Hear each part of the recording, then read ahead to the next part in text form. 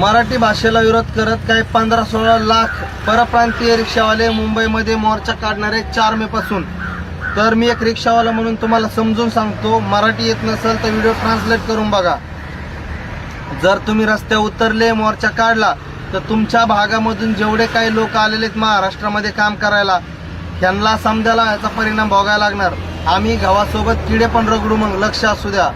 जर आमच्या मराठी माणसाचा एक स्वभाव आहे, गोष्ट स्वाभिमानाची असेल तर तो अजिबात तडजोड करीत नाही, आणि मराठी भाषा हा आमचा स्वाभिमान आहे, एक गोष्ट ध्यानात असू द्या। आणि तुम्ही राहता इथं, खाता इथं, आणि तुमचा धंदा पाणी इथं चालतो भाडव्यांनो, तरी तुम्ही मराठी भाषेला विरोध करता। मराठी भाषा शिकायचं सोडून, मराठी भाषा ही महाराष्ट्राची शान आहे आणि तुम्ही मराठी भाषेला विरोध करताय, ध्यानात असू द्या। जर तुम्ही रस्त्यावर आले तर अख्खा महाराष्ट्र रस्त्यावर येईल, आणि फक्त तुम्ही 15-16 लाख रिक्षावाले रस्त्यावर येणार आहेत। विचार करा, तुमच्या एका बोकांनी 10-15 लोक बसतील। महाराष्ट्रात राहून मराठीला विरोध करता एवढी तुमची लायकी नाही।